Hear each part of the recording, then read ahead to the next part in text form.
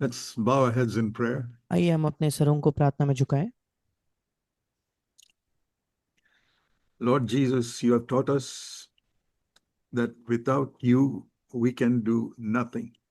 प्रभु यीशु, तूने हमें सिखाया है कि तेरे तुझसे अलग होकर हम कुछ नहीं कर सकते। Sometimes we forget that. और कभी कभी हम वो भूल जाते हैं प्रभु। Many times we forget that. कई बार हम वो भूल जाते हैं। Help us to remember that, Lord, not only today but all our life. और हमारी सहायता कर प्रभु कि केवल आज ही नहीं पर हमारे जीवन भर हम इस बात को याद रख पाए That if we lean on you, we can accomplish all your will in our life. कि अगर हम तुझ पर निर्भर हो प्रभु, तेरी हमारे जीवन के लिए जो भी इच्छा है हम उसे पूरी कर सकते हैं। Teach us to live by faith. विश्वास से हमें जीना सिखा प्रभु। Help us, Lord, as we speak to all these dear brothers and sisters. हमारी सहायता कर प्रभु, अब जब इन सारे भाइयों बहनों से हम बात करेंगे Help in the translation also. और अनुवाद में भी सहायता कर प्रभु। And above all, we pray that the name of the Lord Jesus will be glorified. और सबसे ज्यादा हम विनती करते हैं प्रभु कि प्रभु यीशु मसीह के नाम की महिमा हो। Give us a word from heaven, स्वर्ग से हमें एक वचन दे प्रभु। and the presence of the Lord Jesus be in the midst of every congregation now. और प्रभु यीशु मसीह की उपस्थिति हम में से हर एक के साथ यहाँ उपस्थित हो।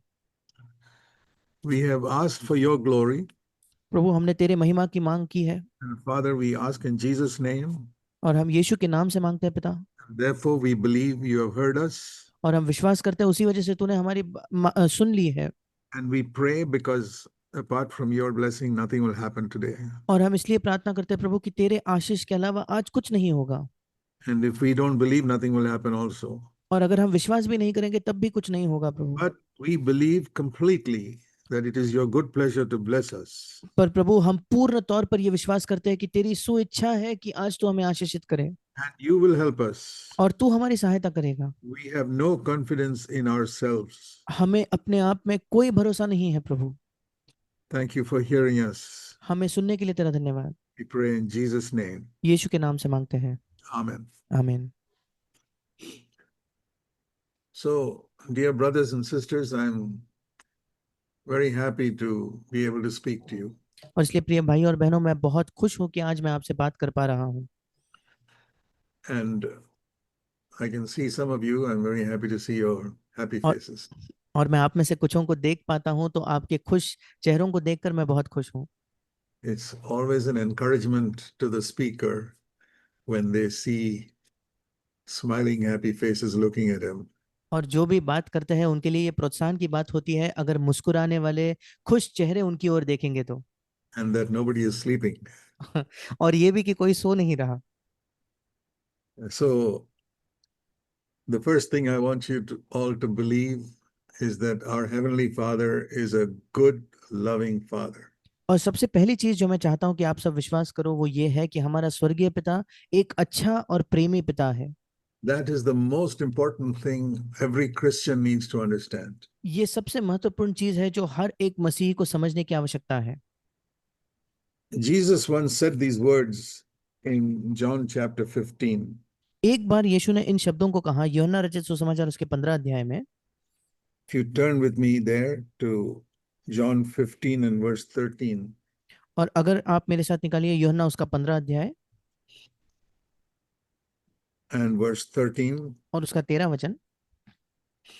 Never forget this verse. कभी इन वचनों को ना भूले। Even if you cannot remember the reference, please remember in your mind.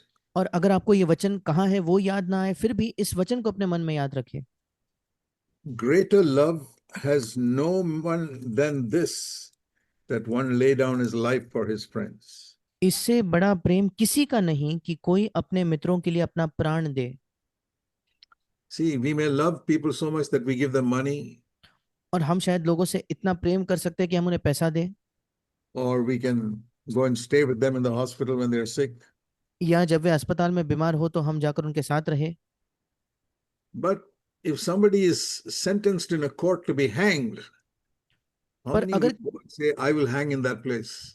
पर अगर कोई न्यायालय ये फैसला सुनाता है कि किसी व्यक्ति को फांसी पर चढ़ा देना चाहिए तो कितने में हम में से कितने लोग हैं जो कहेंगे कि मैं जाकर उसकी जगह मरूंगा। It's very easy to read this verse and not understand it. और बहुत आसान है कि हम इस वचन को पढ़े और इसे न समझे। Jesus is saying the greatest love one can show to another is this, और यीशु कहता है सबसे महान प्रेम जो एक व्यक्ति किसी और को दिखा सकता है वो ये है that that man was condemned to death कि वो दूसरा व्यक्ति जो है वो मृत्यु के लिए उस पर दंड सुनाया गया था and he's taken to be hanged in the jail. और उसे ले जाया गया है जेल में, बंदीगृह में, कि उसे लटका दिया जाए। And I'm saying, don't kill him. I will die in his place. और अब मैं कहता हूं नहीं नहीं रुकिए, उसे मत मारिए, मैं उसकी जगह मरूंगा। How much I'll be loving him to do that? कितना ज्यादा हमारा प्रेम होगा उस व्यक्ति पर जब हम ये करने के लिए राजी हैं।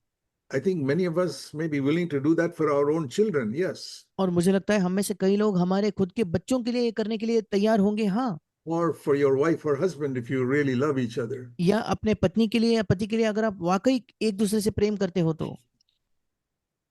But how many will be willing to do that for someone who's your enemy? पर कितने लोग उनके लिए ये करने के लिए तैयार होंगे जो आपके शत्रु हैं? Somebody came to kill you. कोई आपकी हत्या करने आया He's caught by the police and the judge says he has to be hanged. और पुलिस ने उसे पकड़ लिया है और अब न्यायाधीश कहते हैं कि उसे फांसी की सजा दी जाएगी। This man who hates you. और ये व्यक्ति जो आपसे घृणा करता है, And when he's going to be hanged, you say, stop, don't kill him, let me die in his place. और जब वो फांसी पर चढ़ाया जाने वाला है तब आप कहते हो रुक जाइए, मैं उसकी जगह मरूंगा। Have you ever heard a story like this? क्या आपने कभी ऐसी कोई कहानी सुनी है क्या? That is the message of the gospel of the Lord Jesus Christ. और प्रभु यीशु मसीह के सुसमाचार का यही संदेश है। Once you understand that, एक बार आप इस बात को समझ जाते हो, you will give your whole life to him and say, Lord, I'll never live for anything else in this world. फिर आप अपना संपूर्ण जीवन उसे दे दोगे और कहोगे कि प्रभु मैं और किसी चीज के लिए नहीं जीने वाला। We can understand it in our mind and not be gripped in our heart. और हो सकता है कि हम अपने मन में इस बात को समझ सकते हैं पर अपने हृदय में सत्य से हम जकड़े नहीं जाते। Yeah, I was born in a Christian family. मेरा जन्म एक मसीही परिवार में हुआ था। So from childhood, I heard the gospel that Christ died for my sins and rose up from the dead. और इसलिए बचपन से ही मैंने सुसमाचार को सुना था कि यीशु मसीह मेरे पापों के लिए मरा और मरे हुओं में से जी उठा। And I would say, pray my prayer in the morning and say, Lord Jesus, come into my heart. और फिर सुबह मैं हर सुबह अपनी प्रार्थना करता था, प्रभु से कहता था कि प्रभु यीशु मेरे हृदय में आ जा। But I did not follow him. पर मैं उसका अनुसरण नहीं करता था। I did not commit any gross sin. मैं कोई भद्दा पाप नहीं कर रहा था। I would go to church and on the Sundays, और मैं हर रविवार को कलीसियाओं में जाता था। but I was not a disciple. I was not following Jesus Christ. पर मैं एक शिष्य नहीं था, मैं यीशु मसीह का अनुसरण नहीं कर रहा था। But when I was 19 and a half years old, पर जब मैं 19.5 वर्ष का हुआ, God opened my eyes to see his love for me. परमेश्वर ने मेरी आंखें खोली कि मैं उसका प्रेम अपने प्रति देख पाऊं। That Jesus did not die for his friends, he died for his enemies. कि यीशु मसीह ने अपने मित्रों के लिए जान नहीं दी बल्कि अपने शत्रुओं के लिए जान दी। Here it says, greater love has no one than this, that a man lay down his life for his friends in John 15. और यहाँ यूहन्ना 15 में तो लिखा है कि इससे बड़ा प्रेम किसी का नहीं कि कोई अपने मित्रों के लिए अपना प्राण दे। So what about someone who lays down his life for his enemies? फिर उसका क्या जो अपने शत्रु के लिए अपनी जान देता है? You know, every time you commit a sin, you're going against God's will. क्या आप जानते हो जब कभी आप कोई पाप करते हो तो आप परमेश्वर की इच्छा के विरुद्ध जा रहे हो। It's like a disobedient son who keeps on disobeying his father. ये एक अनाज्ञाकारी पुत्र के समान है जो निरंतर अपने पिता की अवज्ञा करता है, उसके आज्ञाओं के उल्लंघन करता है। And the son comes to the father and says, "Oh, Dad, I'm sorry for what I did." और फिर वो बेटा अपने पिता के पास आकर कहता है, पिता मुझे माफ कर दीजिए जो मैंने किया And उसके next लिए। day he goes and does the same thing. और अगले दिन जाकर वो वही बात फिर एक बार करता है। And then he comes to the father and says, "Dad, I'm sorry, I did it again." फिर वो पिता के पास आकर कहता है, पापा मुझे माफ कर दो, मैंने फिर वही किया। And he's sincere, और वो ईमानदार है, but the next day he does it again. पर अगले दिन फिर एक बार वो वही करता है। And many times he does it. और कई बार ये करता है। You'll think that boy, that young man is a hypocrite. और अगर कोई ऐसा करे तो आपको लगेगा कि ये लड़का, ये जवान लड़का एक पाखंडी है, कपटी है। He's just telling a lie that he won't do it again. वो केवल एक झूठ कह रहा है कि वो वापस नहीं करने वाला। No, he's sincere. नहीं, वो ईमानदार है। But the temptation is so strong. पर प्रलोभन इतना That सामर्थ्यवान is है, our condition. और यही हमारी अवस्था है। See, for example, you get angry with somebody. उदाहरण के तौर पर आप अगर किसी से गुस्सा हो जाते हो तो The Bible says anger is a sin. Bible हमें बताती है कि क्रोध एक पाप है, And every time you get angry, you have to ask forgiveness from God and from that person whom you got angry with. और जब कभी आप गुस्सा होते हो आपको परमेश्वर से क्षमा मांगनी है, और उस व्यक्ति से भी जिस पर आपने गुस्सा किया, Then you are forgiven. फिर आपको क्षमा मिलती है। But I don't have to pay any money to get that forgiveness. पर वो क्षमा प्राप्त करने के लिए मुझे कोई पैसा नहीं चुकाना पड़ता, So we don't take it seriously. और इसी वजह से हम उसे गंभीरता से नहीं ले सकते। Because tomorrow I can get angry again and just say one sentence, the Lord, please forgive me. और क्योंकि कल भी हम गुस्सा करेंगे और फिर एक ही वाक्य कहेंगे, प्रभु मुझे क्षमा कर। Or we can have impurity in our thoughts and eyes, या हमारे विचारों में और हमारी आंखों में अशुद्धता हो सकती है, where we have sexual lust when we are tempted. और जब हम प्रलोभित होते हैं तब हमारे अंदर यौन वासना आ जाती है, And you can say, oh, I'm sorry, and you're really sorry. और फिर हम कह सकते हैं कि मैं शर्मिंदा हूं, मुझे माफी चाहिए, और आप वाकई वो माफी चाह रहे हो, And we are forgiven. और हमें क्षमा मिलती भी है। Not after some time, but immediately. और ये नहीं कि मांगने के कुछ समय बाद, बल्कि तुरंत क्षमा मिलती है। The moment we confess a sin to Jesus our Lord or to our Father, He forgives immediately. जिस समय हम अपने पाप का अंगीकार प्रभु यीशु अपने प्रभु के सामने करते हैं या पिता के सामने करते हैं, वो तुरंत हमें क्षमा करता है, Then we go and do it again. और फिर हम जाकर उसे दोहराते हैं, फिर करते हैं। Are you ashamed of it? क्या आप उससे शर्मिंदा हो क्या? Are you ashamed that again and again and again you keep doing the same thing? क्या आप इससे शर्मिंदा हो क्या कि बार बार आप वही बात वापस वापस कर रहे हो? I'm telling you my story. मैं आपको अपनी कहानी बता रहा हूँ, This is how I failed and failed and failed. और इसी तरीके से मैं असफल हुआ, And I was ashamed of myself. और मैं अपने आप से शर्मिंदा था। I told you I was sure that Jesus loved me and I accepted the Lord. और मैंने आपको बताया कि मैं आश्वासित था कि प्रभु ने मेरे पाप क्षमा किए और मैंने उसको स्वीकार किया है। So the first thing that happened to me was one day I read John chapter 6 verse 37. और जो पहली चीज मेरे जीवन में हुई वो ये थी कि मैंने एक दिन यूहन्ना 6 उसका 37 वचन पढ़ा। I had the habit of reading a few verses of the Bible every day, और मेरी आदत थी कि मैं बाइबल के कुछ वचन प्रतिदिन पढ़ता था, mostly from the New Testament. और ज्यादातर नए नियम में से। And I was not in Christian work. I was working in the Navy as a military officer. और उस समय मैं कोई मसीही सेवकाई में नहीं था, बल्कि मैं नौसेना में काम करता था, एक सैनिक में वहां था। I was 19 years old, तब मैं 19 वर्ष का था, and every day I read a little bit of the Bible. और प्रतिदिन मैं बाइबल का कुछ हिस्सा पढ़ता था। And that one day, that is 65 years ago, और उस एक दिन जो 65 वर्षों पहले की बात है, I was 19 years old, मैं 19 वर्ष का था, and I read this verse, और मैंने इस वचन को पढ़ा, John 6:37, यूहन्ना 6 उसका 37, the last part. उसका अंतिम भाग। The one who comes to me, I will definitely not cast out. जो कोई मेरे पास आएगा उसे मैं कभी ना निकालूंगा। It's a very simple verse. बहुत ही साधारण सा वचन है, And one very important word there. और एक बहुत ही महत्वपूर्ण वचन है वहां। Certainly, definitely. और इंग्लिश में लिखा है कि मैं निश्चित उसे नहीं निकालूंगा, या हिंदी में लिखा है कभी ना निकालूंगा। Yeah, he will not cast us out. वो हमें उसके पास से नहीं निकालेगा।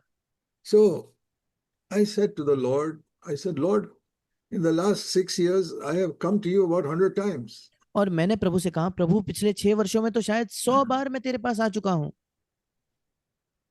And now I'm 19 and a half. I'm from the age of 13, I've been coming to you. और मैंने कहा, प्रभु अब मेरी उम्र 19.5 है, मैं जब 13 वर्ष का था तब से मैं तेरे पास आते गया हूं। And I felt the Lord saying to me from this verse, I never cast you out. और मुझे लगा कि इस वचन से प्रभु मुझसे कह रहा था कि मैंने कभी तुम्हें नहीं निकाला। So that day, without any experience or any feeling, I just said, Lord, I believe. और उस दिन बिना किसी अनुभव के, बिना किसी भावना के, मैंने कहा, प्रभु आज मैं विश्वास करता हूं। That was nearly 66 years ago. ये लगभग 66 वर्षों पहले की बात है। See, I'm 85 now. आज मैं 85 वर्ष का हूं। 66 years ago. 66 वर्षों पहले this verse came to my heart. और ये वचन मेरे हृदय में आया And I knew, I believed Jesus did not cast me out. और मैं जानता था और मैंने विश्वास किया कि यीशु ने मुझे अपने आप से नहीं निकाला है। I did not become perfect that day. उस दिन मैं सिद्ध नहीं बन गया I'm not perfect even today. और मैं आज भी सिद्ध नहीं हूँ। I will be perfect only when Christ comes back and he makes me perfect. मैं केवल तभी सिद्ध बनूंगा जब मसीह वापस आएगा और जब वो मुझे सिद्ध बनाएगा। But my life is much better and much purer today than it was when I started 66 years ago. पर मेरा जीवन ज्यादा बेहतर और ज्यादा शुद्ध है उस दिन के तुलना में जब 66 वर्षों पहले मैंने मसीह जीवन का आरंभ किया था। So the Christian life is a growth. और मसीही जीवन एक उन्नति है। Then you say, what is the difference between us and unbelievers who also fall into sin? और फिर हम कहेंगे कि क्या अंतर है हम में और अविश्वासियों में, जो वो लोग भी तो पाप में गिरते हैं।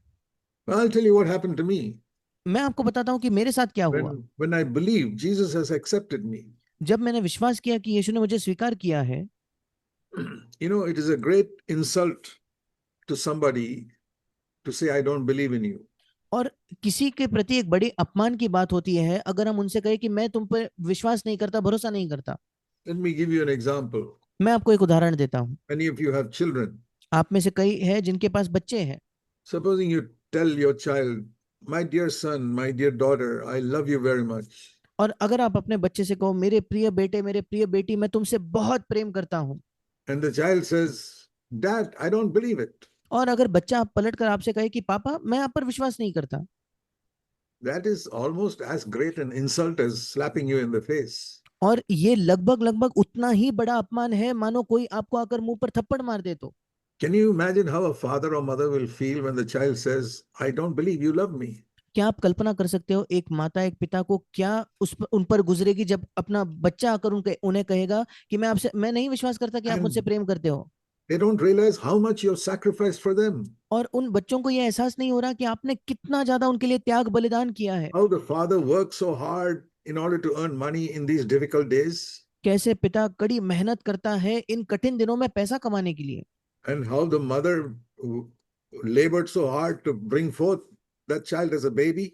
और कैसे उस माँ ने बहुत ज्यादा पीड़ा से ही मेहनत की उस बच्चे को जन्म देने के लिए भी। And day and night for years she's worked in the kitchen to feed the child. और दिन रात कई वर्षों तक उस माँ ने रसोई घर में काम किया है उस बच्चे को खिलाने के लिए। The father is working from morning till late evening to earn money to take care of the family. और वो पिता भी सुबह से लेकर शाम तक काम कर रहा है ताकि परिवार की जरूरतों को पूरा कर सके। And the child says, I don't believe you love me. और वो बच्चा कहता है मैं विश्वास नहीं करता कि आप मुझ पर प्रेम That करते is हो। how many of us are towards God. और हम में से कई लोग परमेश्वर के प्रति बिल्कुल ऐसे ही होते हैं। And how do you think God feels? और आपको क्या लगता है परमेश्वर को कैसा लगता होगा? You ask yourself, how will you feel if your child tells you, after all that you've sacrificed for it, I don't believe you love me. आप अपने आप से पूछकर देखिए कि आप कैसा महसूस करोगे कि जब आप अपने सारे त्याग कर चुके हो, बलिदान कर चुके हो बच्चे के लिए, वो बच्चा अगर आपसे आकर कहे कि मैं नहीं विश्वास करता आप मुझ पर प्रेम करते हो। God wants to be a father to us. परमेश्वर हमारे लिए एक पिता होना चाहता है।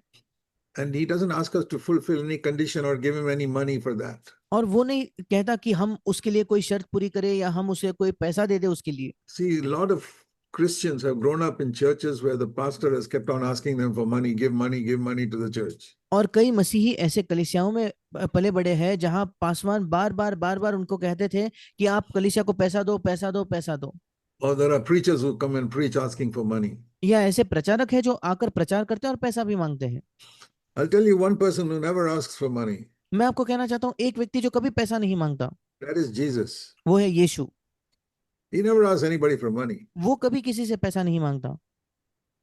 In the Old Testament, he taught them to give money because he wanted to deliver them from their selfishness. और पुराने नियम में उसने उन्हें लोगों को सिखाया पैसा देना क्योंकि वो चाहता था कि वे लोग अपने स्वार्थ से छुड़ाए जाए। And to teach them to be grateful to all that God has done for them. और उन्हें ये सिखाने के लिए कि परमेश्वर ने जो कुछ उनके लिए किया है उसके प्रति वे धन्यवादी हो। But today there's no need for that. पर आज उसके लिए कोई आवश्यकता नहीं है। Because God has demonstrated his love for us in sending Jesus to die for us when we were his enemies. क्योंकि परमेश्वर ने हमारे प्रति अपने प्रेम को इस तरीके से प्रदर्शित किया है कि यीशु को तब भेजा हमारे लिए मरने के लिए जब हम उसके शत्रु थे। See, when we disobey God, we are saying we are proving we are God's enemies. जब हम अनाज्ञाकारी होते हैं, परमेश्वर की आज्ञा नहीं मानते, तब हम साबित करते हैं कि हम उसके शत्रु हैं। While we were sinners, Christ came and died for us. जब हम पापी ही थे तब मसीह आकर हमारे लिए मरा। Before we repented, Christ came and died for us. हमने मन फिराया उससे पहले मसीह आकर हमारे लिए मरा। So it is not we who showed our love to God first, but he showed his love for us first. और इसलिए हम नहीं हैं जिसने परमेश्वर के प्रति अपने प्रेम को पहले दिखाया, बल्कि उसने उसके प्रेम को पहले हमारे प्रति प्रदर्शित किया। Many of you have been Christians for many years. अब आप में से कई लोग कई वर्षों से मसीही रहे हो। And you say, Brother Zach, we know all that. और आप कहते हो कि भाई ज़ैक हम तो ये सब जानते हैं। But I found that many people are not gripped by the truth that God loves them intensely. पर मैंने देखा है कि कई लोग इस सत्य से जकड़े नहीं जाते कि परमेश्वर उनसे बहुत ज्यादा तीव्र प्रेम रखता है। And is ready to forgive them everything. और परमेश्वर उनको सब कुछ क्षमा करने के लिए तैयार है। I would say to you directly to your face. मैं सीधे तौर पर आपके मुंह पर यह कहना चाहता हूं। I believe that many of you listening to me, probably most of you listening to me, are not gripped by the love of God for you. और मैं विश्वास करता हूं कि आप में से कई जो मुझे सुन रहे हैं या आप में से कई लोग जो मुझे सुन रहे हैं वो इससे जकड़े नहीं गए कि परमेश्वर आपसे प्रेम करता है। Say, how do you say that? और आप कहते हो कि आप कैसे ये कह सकते हो भाई? I've seen so many believers and I've seen my own life. मैंने कई विश्वासियों को देखा है, मैंने अपने खुद के जीवन को देखा है। If we can sin lightly, अगर हम पाप बड़े हल्के में कर सकते हैं तो that means every time you sin, you don't go and weep and grieve over it. इसका मतलब जब कभी आप पाप करते हो तो आप जाकर विलाप नहीं करते, उस पर रोते नहीं। तो Let me ask you, मैं आपसे प्रश्न करना चाहता हूँ, when was the last time you got angry with somebody वो पिछला समय कब था जब आप किसी पर क्रोधित हो गए or spoke angrily to your husband or wife या अपने पति या पत्नी से अपने गुस्से से बात की or to your mother or child? या अपने माँ से या अपने बच्चे से? Did you go and weep over that to God? क्या परमेश्वर के सामने जाकर आपने उस बारे में विलाप किया क्या? How many husbands and wives are there who go and weep before God? Lord, I got angry with my wife. I got angry with my husband. I'm sorry. और कितने पति पत्नी हैं जो परमेश्वर के सामने जाकर विलाप करके कहेंगे कि प्रभु मुझे क्षमा कर, मैं अपने पत्नी पर क्रोधित हुआ, मैं अपने पति पर क्रोधित हो गई। Most of them don't even go and ask forgiveness from their husband and wife. अधिकतर लोग तो अपने पति या पत्नी से जाकर क्षमा तक नहीं मांगते। That's what I mean by saying you take sin very lightly. और यही मतलब है मेरा जब मैं कहता हूं कि आप पाप को हल्के से लेते हो। It was like that in my early days after I accepted Christ. और मेरे शुरुआती दिनों में जब मैंने मसीह का स्वीकार किया था, उन दिनों में मेरी जीवन की अवस्था यही But थी। not today. पर आज ऐसा नहीं है।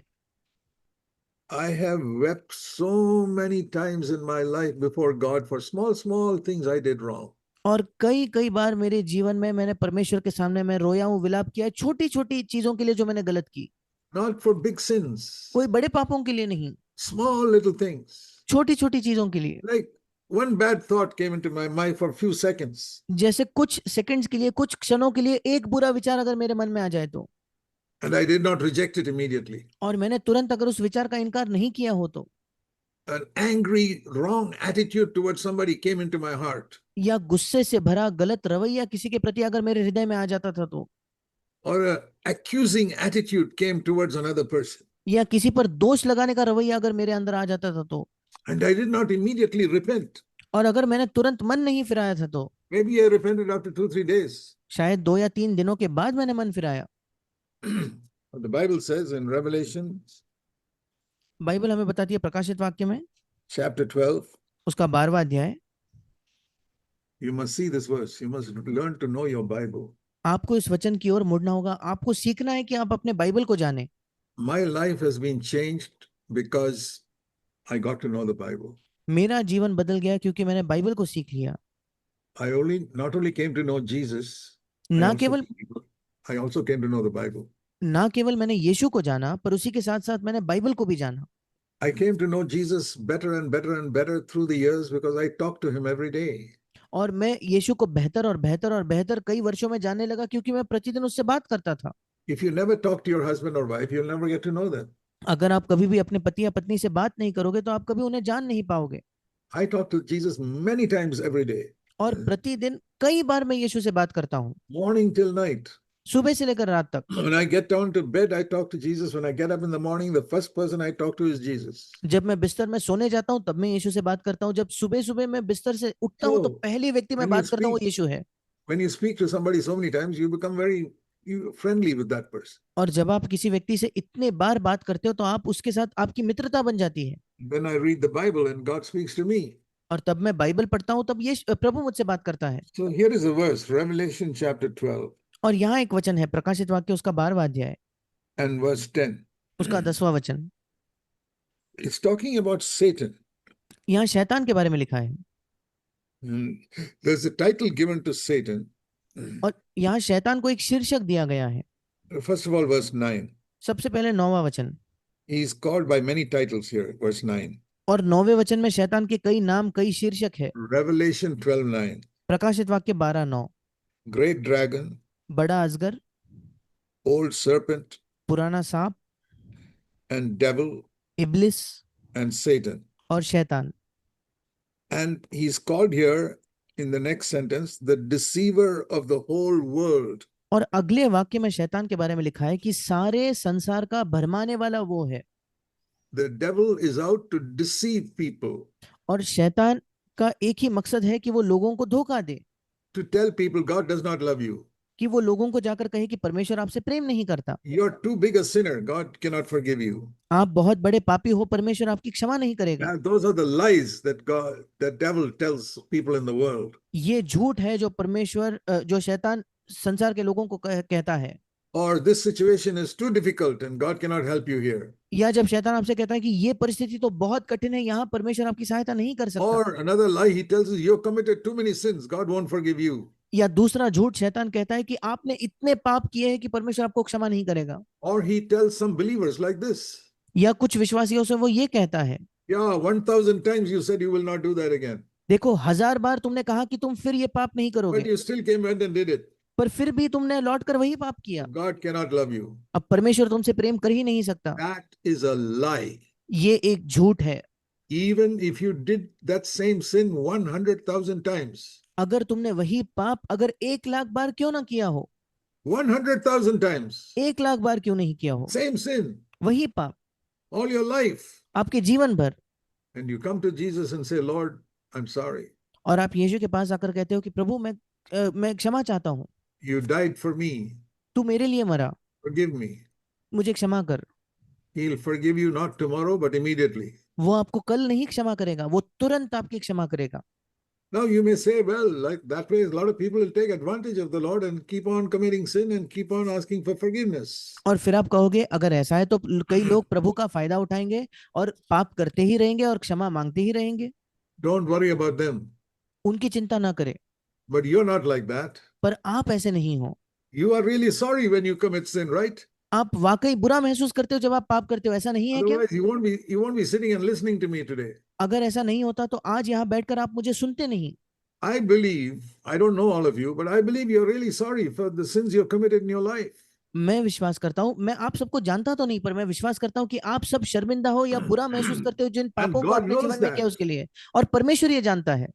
But God knows you're weak, and that's why you fall so often. और परमेश्वर जानता है कि आप निर्बल हो, इसी वजह से आप कई बार गिरते हो। He is ready to forgive you वो आपको क्षमा करने के लिए तैयार है, any number of times. कितने भी बार क्यों ना हो। Because when Jesus died and shed his blood on the cross, क्योंकि जब यीशु मरा और अपने लहू को क्रूस पर बहाया, we read that a soldier pierced his heart and all the blood flowed out. और हम पढ़ते हैं कि एक जो सैनिक था उसने उसके हृदय को छेदा और पूरा लहू बह निकला था वहां से, And all the blood flowed out from his body. और उसके शरीर का पूरा लहू बाहर बह चुका था। And there was, in our body, there's flesh and bones and blood. और हमारे शरीर में मांस होता है, हड्डियां होती है और लहू होता है। But when Jesus rose up from the dead पर जब यीशु मसीह मरे हुए में से जी उठा and he appeared to his disciples, और जब अपने शिष्यों को वो प्रकट हुआ, they did not believe that it was really Jesus. उन्होंने ये विश्वास नहीं किया कि वाकई वो यीशु है। And you know what Jesus told them? और क्या आप जानते हो यीशु ने उनसे क्या कहा? Don't you see I have flesh and bones in me? और उसने कहा, क्या तुम्हें नहीं दिखता कि मेरे अंदर मांस और हड्डियां हैं? Blood was not there. और लहू वहां नहीं था। We say we have got flesh and bones and blood. हम कहते हैं कि हमारे पास मांस है, हड्डियां है, लहू है। But when Jesus appeared, you read that in the Gospels, when Jesus appeared to his disciples, he said, I've got flesh and bones. Can't you see me? पर जब यीशु प्रकट हुआ शिष्यों को, तो यीशु ने कहा, क्या अब तुम देख पाते हो मेरे अंदर मांस है और हड्डियां है? He said that in Luke 24:39. और लूका 24 उसके 39 में यीशु ने ये कहा, I've got flesh and bones. मेरे पास मांस है और हड्डियां है। What happened to his blood? उसके लहू का क्या हुआ? He was different from us. वो हमसे अलग था। He was like us when he was on this, before he died. उसके मृत्यु से पहले यीशु हमारे समान था। Then he was flesh, bones, and blood. तब वो भी शरीर, हड्डियां और लहू था। But after his resurrection, he says in Luke 24:39, I've got only flesh and bones. पर उसके पुनरुत्थान के बाद लूका 24:39 में यीशु कहता है कि मैं केवल हड्डी मांस है मुझ में। Not one drop of blood in that body. उस शरीर में लहू की एक बूंद भी नहीं थी। There's a verse in the Old Testament in Leviticus 17, which says the life of the flesh is in the blood. और लेव्य व्यवस्था 17 अध्याय पुराने नियम में एक वचन है जो कहता है कि हर जीव का जो लहू है, जीवन है, वो लहू में होता है। If all the blood is drained out from your body, अगर you'll die immediately because the life of the flesh is in the blood. क्योंकि शरीर का जो जीवन है वो लहू में है, अगर आपके शरीर से सारा लहू निकाल दिया जाए, आप तुरंत आपकी मृत्यु हो जाएगी। So many people don't know this, that when Jesus died on the cross, all the blood drained out from him. और कई लोग ये नहीं जानते कि जब यीशु उस क्रूस पर मरा, उसका पूरा का पूरा लहू बहकर बाहर निकल गया था। When that soldier pierced his side, all the blood, he was already dead, all the blood flowed out. और जब उस सैनिक ने उसके पेट को छेदा, तो वो मरा हुआ था, पर उसका लहू पूरा का पूरा बाहर बह गया। It all fell on this earth. और उसका पूरा का पूरा लहू जो है वो इस पृथ्वी पर गिरा। At the foot of the cross, all the blood from Jesus' body flowed down. उस क्रूस को जहां गाड़ा गया था, यीशु मसीह के शरीर का पूरा लहू वहां बह निकला। That was the most sacred place on the earth, और where वो the blood of Jesus flowed completely. और समस्त पृथ्वी की सबसे पवित्र जगह वो थी, क्योंकि पूरा यीशु का लहू वहां बहा था। Then when he rose up, he was only flesh and bones. और जब वो जी उठा तो उसके अंदर केवल हड्डियां और मांस था। To teach us all through our life that he gave every drop of blood to forgive our sin. और हमें ये सिखाने के लिए कि हमारे जीवन भर ये सिखाने के लिए कि उसने अपने लहू का प्रत्येक बूंद हमारे पापों के लिए दी है। So it doesn't matter how many sins you committed, can all be forgiven. The blood of Jesus Christ cleanses you from all sin. क्योंकि ताकि आपने कितने भी पाप क्यों ना किए हो, आपके सारे पाप क्षमा हो सकते हैं, क्योंकि यीशु का लहू आपको सारे पापों से शुद्ध करता है। But the devil can keep on accusing you. पर शैतान आप पर दोष लगाना जारी ही रखेगा। So Revelation 12, he's called the deceiver of the whole world in verse 9. अब प्रकाशित वाक्य 12वें अध्याय के 9 वचन में शैतान को संसार का भरमाने वाला कहा गया है। When he looks at the people in the world, he wants to deceive them. जब वो संसार के लोगों को देखता है, तब वो उन्हें धोखा देना चाहता है। He wants to tell them lies. Jesus is not God. वो उन्हें झूठ कहना चाहता है कि यीशु मसीह परमेश्वर नहीं है। He wants to tell them lies. Jesus did not die for your sins. वो उन लोगों से झूठ कहता है कि यीशु तुम्हारे पापों के लिए नहीं मरा। Tells them a lie that Jesus did not rise from the dead. वो एक झूठ कहता है कि यीशु मसीह मरे हुओं में से नहीं जी उठा। Tells them a lie that Jesus is not living today. वो उन्हें एक झूठ कहता है कि यीशु आज जीवित नहीं है। He tells them a lie that Jesus can't help you today. वो उन लोगों से कहता है कि यीशु झूठ कहता है, आज आपकी यीशु सहायता नहीं कर सकता। Those are all lies. ये सारे के सारे झूठ है। But we don't believe those lies. पर हम उन झूठ पर विश्वास नहीं करते। Because the Holy Spirit has shown us from Scripture that Jesus is speaking the truth. क्योंकि पवित्र आत्मा ने हमें बाइबल से दिखाया है कि यीशु मसीह सत्य कह रहा है। He not only speaks the truth, Jesus said, I am the truth. ना केवल वो सत्य कहता है, यीशु ने कहा मैं सत्य हूं। So if you don't believe a person, that is an insult to him. और अगर आप किसी व्यक्ति पर विश्वास नहीं करते तो वो उनके लिए एक अपमान है। That's why Jesus has made becoming a Christian very easy. और इसी वजह से यीशु मसीह ने एक मसीही बनना बहुत आसान बनाया है। Repent and believe. मन फिराओ और विश्वास करो, That's all. बस उतना ही। And receive him into your life. और अपने जीवन में उसे स्वीकार करो। And that's what many of you have done. और आप में से कईयों ने यही किया है। So now we are forgiven. और अब हमने क्षमा प्राप्त की है। But now in Revelation 12 verse 10 we read another title of Satan.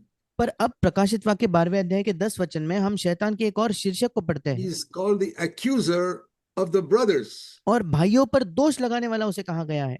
The whole world, verse 9, he's the deceiver. पूरा का पूरा संसार जो है उनके लिए वो धोखा देने वाला है। He doesn't accuse the people in the world. संसार के लोगों पर वो दोष नहीं लगाता, They are already belonging to him. वे पहले से उसी के तो है। He's the deceiver of the world, but the accuser of believers. संसार का भरमाने वाला बल पर विश्वासियों को दोष देने वाला। That is verse 10, accuser. वो 10 वचन में लिखा है दोष देने वाला। And what does he do? और वो क्या करता है? Well, 12:10, it says, day and night he is accusing them before God. और 12वां अध्याय 10वां वचन अंतिम भाग, रात दिन वो परमेश्वर के सामने उन पर दोष लगाया करता है। So think of this. और इसके बारे में सोचिए, Every time you shout at your wife or your husband, जब कभी आप अपने पत्नी या पति पर चिल्लाते हो तो, the devil says, God, see that person, he's calling himself your child. और शैतान तुरंत परमेश्वर से कहता है, प्रभु देखो वो व्यक्ति तो आपको अपना संतान कहलाता है। See that person in India. और भारत में उस व्यक्ति को देखो, See what that person is claiming to be a child of God, but see how he's talking to his wife. See how she's talking to her husband. और देखिए वो व्यक्ति तो दावा कर रहा है कि वो मसीह है, पर देखो वो अपने पत्नी से कैसे बात करता है, देखो वो अपने पति से कैसे बात कर रही है। Dear brothers and sisters, do you believe that when you get angry with somebody in your home, the devil is accusing you to God at that moment? मेरे प्रिय भाई और बहनों, क्या आप विश्वास करते हो कि आप अपने घर में जब किसी से गुस्सा होते हो तो उस क्षण कोई व्यक्ति आप पर परमेश्वर के सामने जाकर दोष लगा रहा है, शैतान? Or you go and backbite against some brother or sister in your church? या अपने कलीसिया के किसी भाई या बहन के बारे में पीठ पीछे आप चुगली करते हो तो?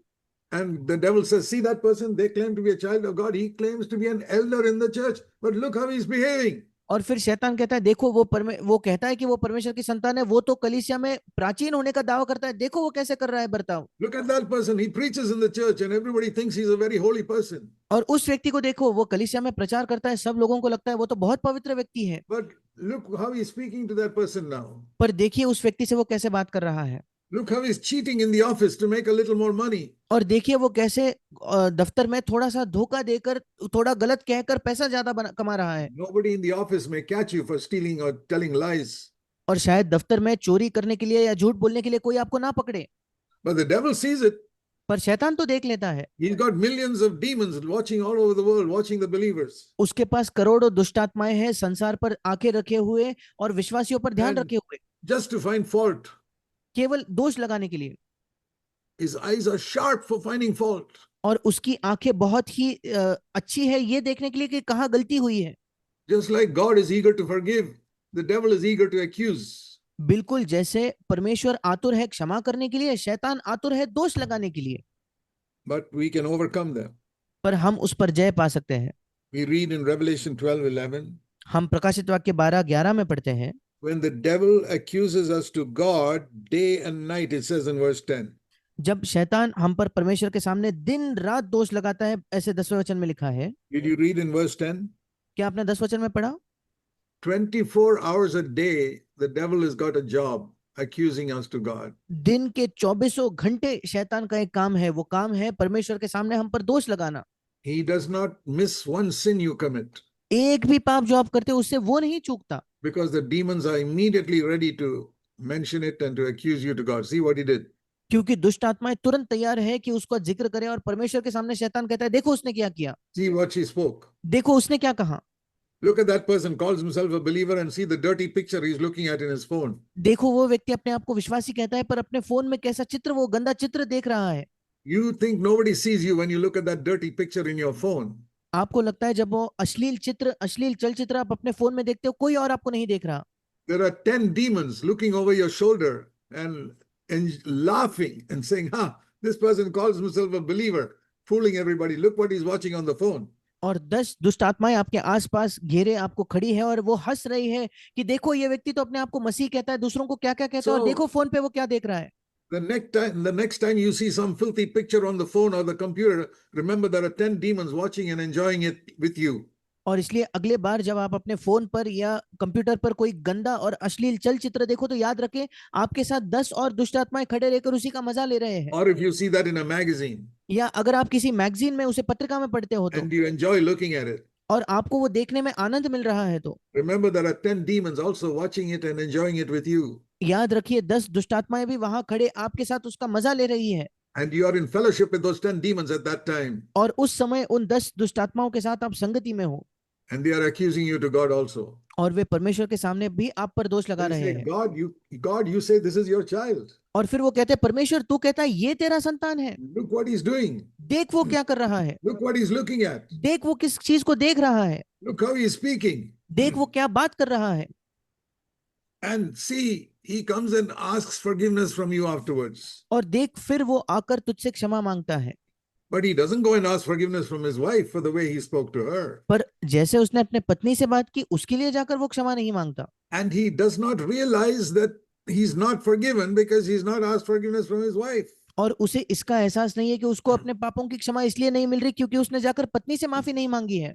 Do you know that when you hurt somebody, it is not enough to ask forgiveness from God? क्या आप जानते हो, अगर आपने किसी को चोट पहुंचाई है तो ये पर्याप्त नहीं है कि आप जाकर परमेश्वर से माफी मांगो, You have to ask forgiveness from that person also. आपको उस व्यक्ति से जाकर भी माफी मांगनी है।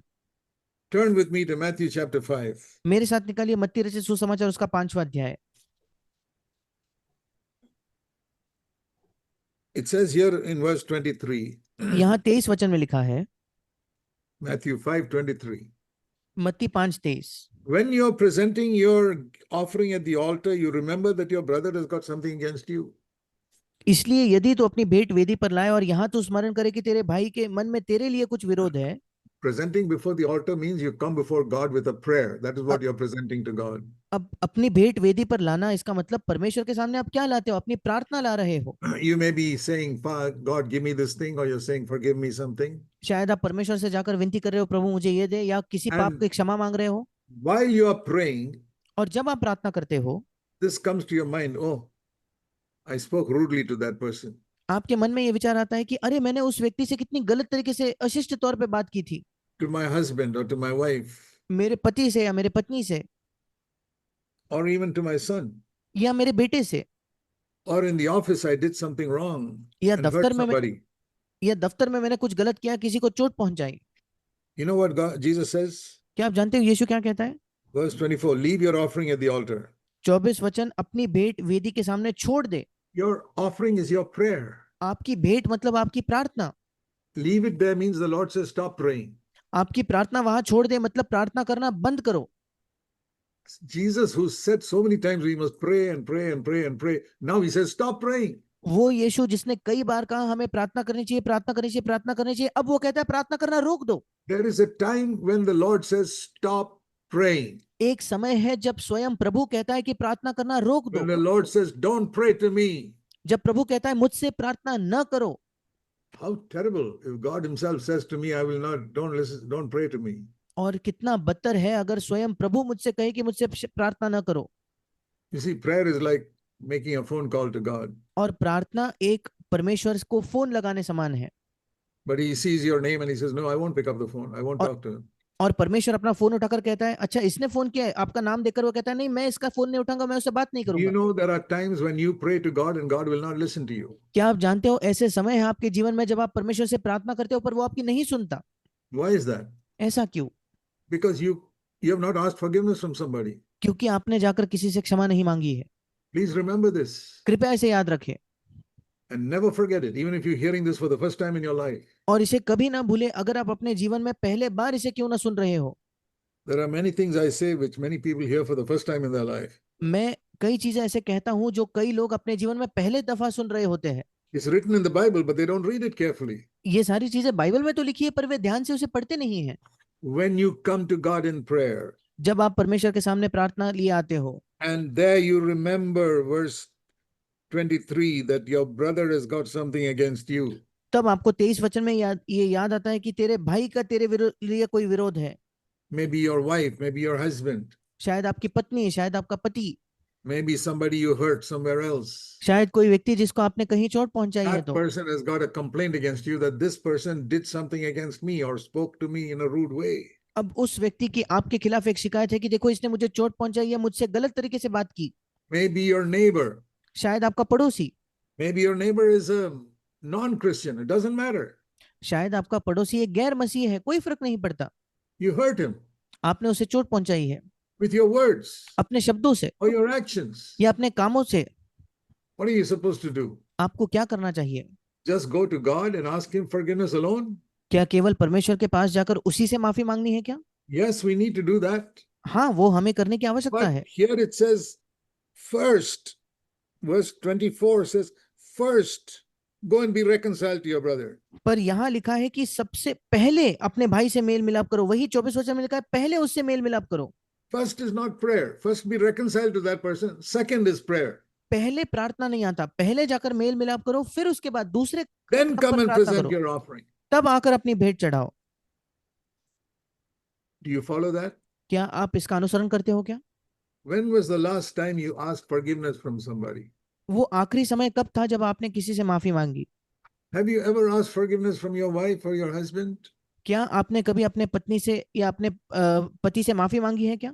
Is it because you never made a mistake in your life? क्या इसलिए कि आपने अपने जीवन में कोई गलती नहीं की?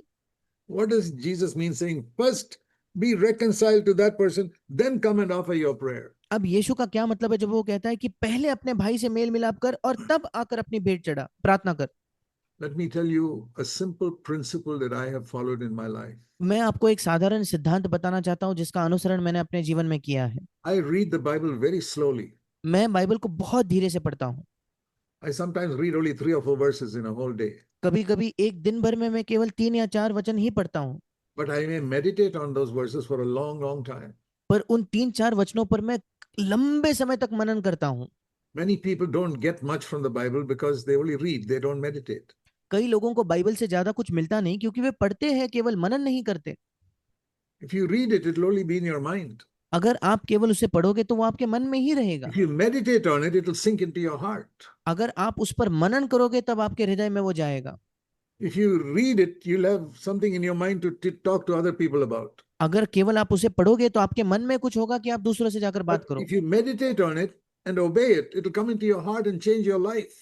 पर अगर आप उस पर मनन करो तो वो आपके हृदय में आएगा और आपके जीवन को बदल देगा। So whenever you read the Bible, especially New Testament, please meditate on it. और जब भी आप बाइबल को पढ़ते हो, विशेषकर नए नियम को, तो कृपया उस पर मनन कीजिए। The Lord says, I'll forgive you when you have forgiven the others also. और परमेश्वर आपसे कहता है कि मैं आपको तब क्षमा करूंगा जब आपने दूसरों को भी क्षमा किया है। See, that is what Jesus taught us to pray in Matthew chapter 6. और देखिए, यही यीशु ने हमें प्रार्थना करना सिखाया मत्ती उसके 6 अध्याय में। Verse 9, Our Father who art in heaven. मत्ती 6:9, हे हमारे पिता तू जो स्वर्ग में है। And he asked for many things. और उसने कई चीजें मांगी।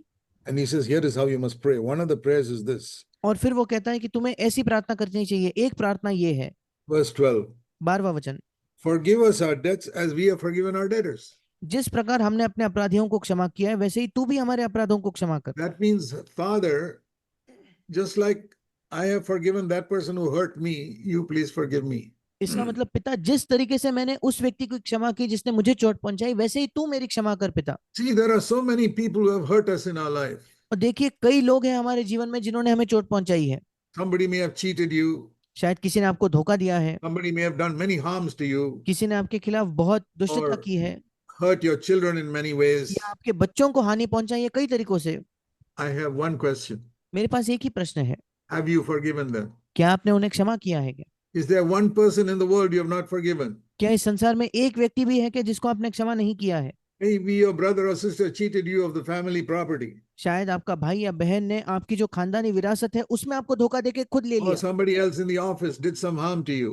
या आपके दफ्तर में कोई और व्यक्ति है जिसने आपको चोट पहुंचाई, Or some neighbor of yours did some wrong to you. या कोई पड़ोसी ने आपके खिलाफ कोई गलती की, Or some believer in the church did some harm to you. या कलीसिया के किसी विश्वासी ने आपके खिलाफ कोई I तकलीफ don't की है। care who they are. मुझे कोई फर्क नहीं पड़ता वो व्यक्ति I कौन want है। to ask you one question only. मैं आपसे एक ही प्रश्न पूछना चाहता हूँ, Is there a human being anywhere in the world whom you have not forgiven? क्या इस पूरे संसार में कोई एक व्यक्ति है जिसे आपने क्षमा नहीं की है?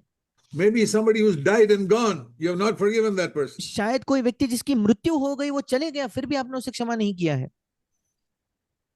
I'll tell you something. मैं आपको कुछ बताना चाहता हूँ। You can pray 1,000 times to God, God will not forgive you. आप 1000 बार परमेश्वर से प्रार्थना कर सकते हो, पर परमेश्वर आपको क्षमा नहीं करेगा। Because he says here, forgive us exactly as we have forgiven those who have harmed us. क्योंकि वो यहाँ कहता है कि हमें पिता वैसे ही क्षमा कर, बिल्कुल जैसे हमने उसको क्षमा किया जिसने हमें चोट So पहुंचाई। you're asking God to forgive you just like that you have forgiven that person who harmed you. और आप परमेश्वर से कह रहे हो, प्रभु मुझे वैसे क्षमा कर जैसे उस व्यक्ति को मैंने क्षमा की जिसने मुझे चोट पहुंचाई है। So if you have not forgiven that person, you're saying, God, please don't forgive me because I have not forgiven that person. अब अगर आपने उस सामने वाले को क्षमा नहीं किया है, फिर आप प्रभु से कह रहे हो, प्रभु मुझे क्षमा मत कर क्योंकि मैंने उसे क्षमा नहीं किया है। Please remember this all your life. कृपया इसे अपने जीवन भर याद रखिए। I won't be speaking to you every day of your life. मैं आपके जीवन भर प्रतिदिन आपसे बात नहीं करूंगा, But if I speak to you once, I want you to remember it all your life. पर अगर मैं आपसे एक बार भी बात करूं, मैं चाहता हूं कि आप जीवन भर उसे याद रखें। And if you have not heard it from others, hear it from me. और अगर आपने किसी और से ये नहीं सुना है तो आज मुझसे ये सुनिए। Or hear it from Jesus in Matthew 6 and या verse 12. मत्ती 6:12 में यीशु से इस बात को सुनिए। And Matthew 6 verse 14 और फिर वही बात मत्ती 6:14 में, and 15. 15 में, See verse 15. 15 वचन। Do you believe Jesus spoke the truth? क्या आप विश्वास करते हो कि यीशु ने सत्य कहा? Matthew 6:15. मत्ती 6:15। If you do not forgive others, your Father will not forgive your sins. यदि तुम मनुष्यों के अपराध क्षमा न करोगे तो तुम्हारा पिता भी तुम्हारे अपराध क्षमा न करेगा। Jesus came to earth with such love to die and shed his blood to forgive all our sins. और यीशु मसीह इस पृथ्वी पर इतने प्रेम से आया कि हमारे लिए मरकर अपने लहू बहाकर हमारे सारे पापों को क्षमा करे। That is one part of the truth. Amazing love. और ये सत्य का एक हिस्सा है जो अद्भुत अद्भुत प्रेम है। The other side of the truth is और उसी सत्य का दूसरा भाग है that he'll forgive you only if you forgive others also. वो आपको तभी क्षमा करेगा जब आप दूसरों को भी क्षमा करोगे। God treats us exactly like we treat other people. परमेश्वर हमसे वैसा ही बर्ताव करता है जैसे हम दूसरों से करते हैं। This is a very clear word. और ये एक बिल्कुल साफ वचन है। 14 and 15. Matthew 6, 14 and 15. मत्ती 6 उसका 14 और 15 वचन।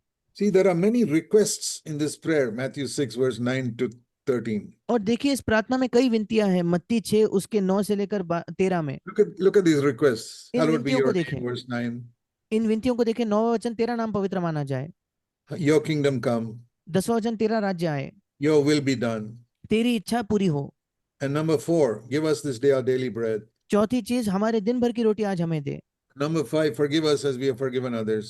पांचवी चीज, हमने जैसे दूसरों को क्षमा किया वैसे तू हमें क्षमा And कर। number 6, don't lead us into temptation. छठी चीज, हमें परीक्षा में न ले जा। And number 7, deliver us from evil. और सातवीं चीज, हमें बुराई से बचा। There are 7 requests here. 7 विनतियां हैं यहाँ। Out of all those 7 requests, Jesus picks out one. इन 7 विनतियों में से यीशु केवल एक ही विनती को फिर एक बार Why लेता does he है। pick out only one out of the 7? उन 7 में से क्यों वो एक ही पर जोर दे रहा है? Because that is the most important one here. क्योंकि वो सबसे महत्वपूर्ण है यहाँ। The important for us to get forgiveness. और हमें क्षमा मिलने के लिए वो महत्वपूर्ण है। And he says in verse 14 and 15, he repeats it. 14 और 15 वचन में वो उसी को दोहराता है। If you forgive others, your Father will forgive you. अगर तुमने दूसरों को क्षमा किया है तो तुम्हारा पिता तुम्हें क्षमा करेगा। Because that is the request number 5 here. क्योंकि 5वीं विनती वही है यहाँ लिखी हुई। Forgive us as we have forgiven others, verse 12. 12वें वचन में, जैसे हमने दूसरों की क्षमा की वैसे तू हमारी क्षमा Out कर। of the 7 requests, number 5 is forgive us. 7 विनतियों में से 5वीं है कि प्रभु हमें क्षमा कर। And that one he picks out. और उसी विनती को वो उठाता है। Because that is the one we are most likely not to obey. क्योंकि वही एक विनती है जो शायद सबसे ज्यादा हम जिसकी आज्ञा नहीं मानने की See, संभावना है। the first 12 is not forgive us our sins, और 12वां वचन को ध्यान से देखिए, ऐसा नहीं है कि हमारे पाप क्षमा कर, but forgive us exactly like we have forgiven other people. पर जैसे हमने दूसरों की क्षमा की है वैसे ही तू हमारी क्षमा कर। How have you forgiven somebody? आपने किसी को कैसे क्षमा किया है? Can you think of somebody who did the worst harm to you in your life? क्या आप कल्पना कर सकते हो किसी ऐसे व्यक्ति की जिसने सबसे बदतर कोई चीज आपके खिलाफ की है? Have you forgiven him? क्या आपने उसकी क्षमा की है क्या? Okay, you say, yes, I have said I've forgiven him. और फिर आप कहते हो हाँ मैंने उसकी क्षमा की है। But you say, I will never forget what he did to me. और फिर आप कहते हो मैं कभी नहीं भूलूंगा जो उसने मेरे खिलाफ किया। So you're praying to God, अब आप परमेश्वर से क्या प्रार्थना कर रहे हैं? forgive me like I forgive that person. प्रभु जैसे मैंने उसकी क्षमा की वैसे तू मेरी क्षमा कर। Forgive me, but never forget what I did to you. और इसलिए प्रभु मुझे क्षमा कर, पर कभी नहीं भूलना मैंने तेरा खिलाफ क्या किया। That's terrible. I don't want to have a relationship with God where he's always remembering what I did to him, even if he forgave me. और ये बहुत ही बदतर है। मैं नहीं चाहता कि परमेश्वर के साथ मेरी ऐसी एक रिश्ता हो जहां परमेश्वर निरंतर याद करता है मैंने उसके खिलाफ क्या किया है। Supposing God says to you, I'll forgive you all your sins, but I'll never forget what you did to me. और सोचकर देखिए, परमेश्वर आपसे कहता है कि मैं तुम्हें क्षमा करूंगा पर मैं कभी नहीं भूलूंगा जो तुमने किया है वो। I'll be scared to go to God. फिर मैं तो डरूंगा उसके सामने जाने से, परमेश्वर के पास। I say, Lord, I don't want you to remember anything I did. और मैं कहता हूँ, प्रभु मैं नहीं चाहता कि तू कोई भी चीज याद करे जो मैंने की है। Then the Lord says, you forget all the things other people did to you also. फिर प्रभु कहता है, जो चीजें दूसरों ने तुम्हारे खिलाफ की है उन्हें भी तुम भूल जाओ। Why haven't you heard these simple truths mentioned as 14 and 15? Some of you never heard this in your whole life. और क्यों ये बड़े साधारण से सत्य 14 और 15 वचन में जो लिखे हैं, आपने शायद, आप में से कुछ लोगों ने तो जीवन भर नहीं सुने हैं। I never heard it in my whole life. मैंने कभी अपने पूरे जीवन में नहीं सुना था। Tell me, I'm 85 years old today. In my whole life, I never heard any preacher preaching this to me. और मैं 85 वर्ष का आज हूँ, मेरे जीवन भर में मैंने किसी प्रचारक को ये प्रचार करते हुए But, नहीं सुना है। but I read it in the Bible पर मैंने उसे बाइबल में पढ़ा। because other people don't take the Bible seriously. क्योंकि अन्य लोग बाइबल को गंभीरता से नहीं लेते। The Bible is the only book that guides us into our relationship with God. Bible इकलौती पुस्तक है जो परमेश्वर के साथ हमारे संबंध में हमारा मार्गदर्शन करती है। Many years ago, the Lord told me, कई वर्षों पहले प्रभु ने मुझसे कहा, I want you to listen to what all the other preachers in this Christian churches are preaching. और मैं चाहता हूं कि तुम ध्यान से उन सारे प्रचारकों को सुनो जो मसीह जगत में प्रचार कर रहे हैं। Carefully, ध्यान से सुनना and then read the Bible carefully और उसके बाद बाइबल को ध्यान से पढ़ना and compare the two and see what all they are not preaching.